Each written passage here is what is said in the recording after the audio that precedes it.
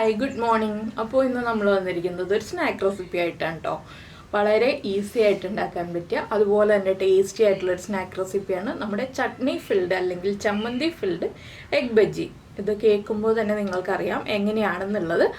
അറിയാത്ത ആരെങ്കിലുമൊക്കെ ഉണ്ടെങ്കിൽ ഉണ്ടാക്കി കണ്ടുപഠിച്ചതിന് ശേഷം ഇഷ്ടമായി കഴിഞ്ഞാൽ ലൈക്ക് ചെയ്യാനും കമൻറ്റ് ചെയ്യാനും ഒന്നും മറന്നുമില്ലല്ലോ.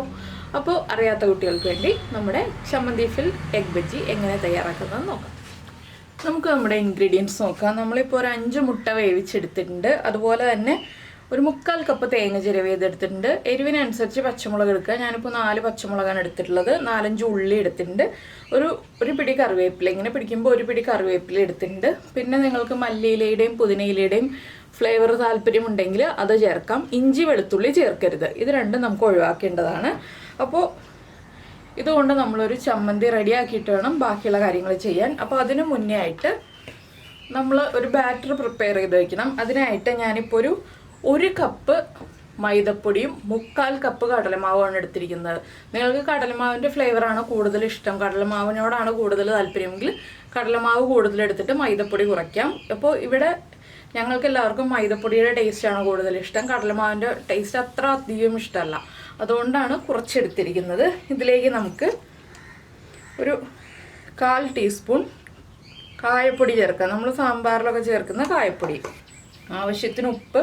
നമ്മൾ ചമ്മന്തിയിൽ ഉപ്പ് ചേർക്കും, അതുകൊണ്ട് ഈ ഒരു ബാറ്ററിന് ആവശ്യമായിട്ടുള്ള ഉപ്പ് മാത്രം ചേർക്കുക. ഞാനിപ്പോൾ എരിവുള്ള മുളക് പൊടിയാണ് ചേർക്കുന്നത്. നിങ്ങൾക്ക് കാശ്മീരി ചില്ലി പൗഡർ മതിയെന്നുണ്ടെങ്കിൽ അത് ചേർക്കാം. നമ്മുടെ ചമ്മന്തിക്ക് എരിവുണ്ടാവും എങ്കിലും ആ പുറം കോട്ടിങ്ങിനൊരു എരിവ് വേണമല്ലോ. അതൊരു 3/4 ടീസ്പൂൺ ചേർത്തിട്ടുണ്ട്. ഇനി ഒരു 1/4 ടീസ്പൂൺ മഞ്ഞൾപ്പൊടി.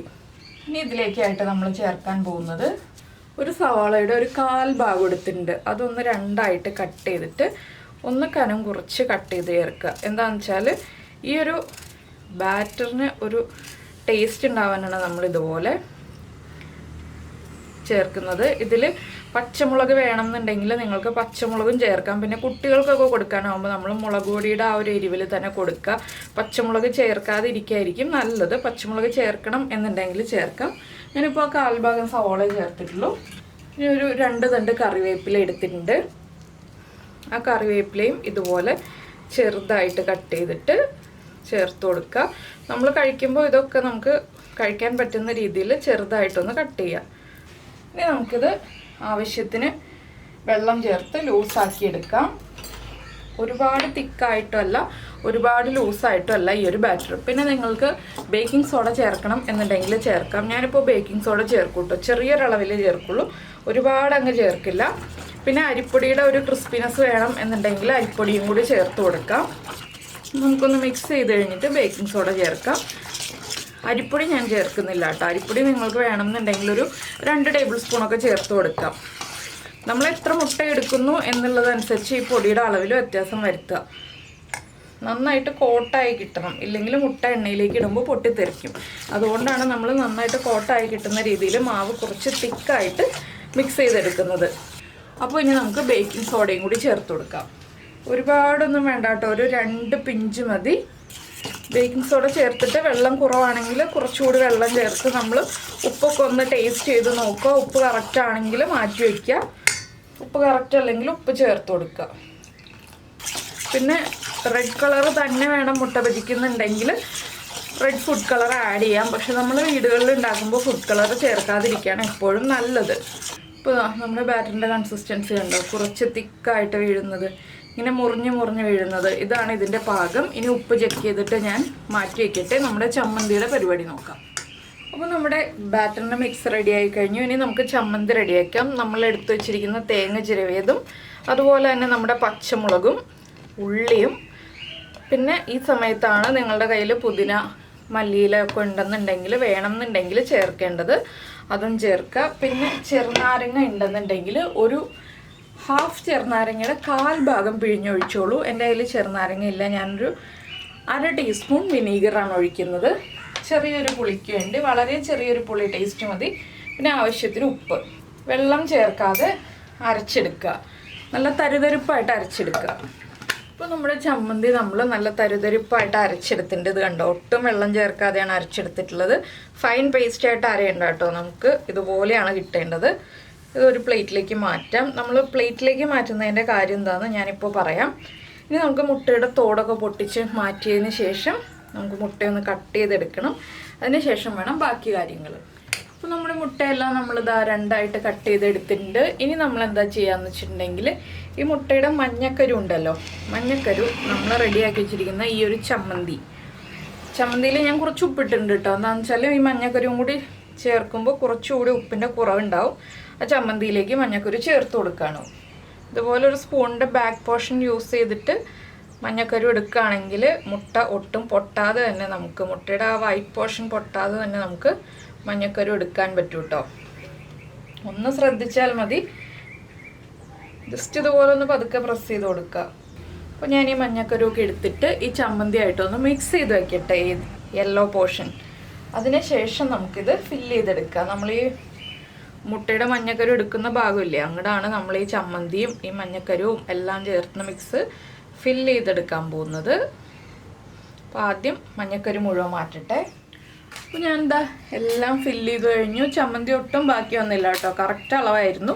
അപ്പോൾ ഇനി നമുക്കിത് ഫ്രൈ ചെയ്തെടുക്കാം. ഫ്രൈ ചെയ്തെടുക്കുമ്പോൾ ഒരു സ്പൂണോ ഫോർക്കോ യൂസ് ചെയ്തിട്ട് ഫ്രൈ ചെയ്തെടുക്കുക. കൈ കൊണ്ട് നമ്മൾ ഈ മാവിലേക്ക് മുട്ട എടുത്ത് വെച്ചിട്ട് ഇട്ട് കൊടുക്കരുത് എണ്ണയിലേക്ക്. അപ്പോൾ എന്താണെന്ന് വെച്ചാൽ മുട്ടയുടെ അടിഭാഗത്ത് കോട്ടിങ് പോകും. അതുകൊണ്ടാണ് നമ്മൾ ഫോർക്കോ സ്പൂണോ യൂസ് ചെയ്യാന്ന് പറയുന്നത്.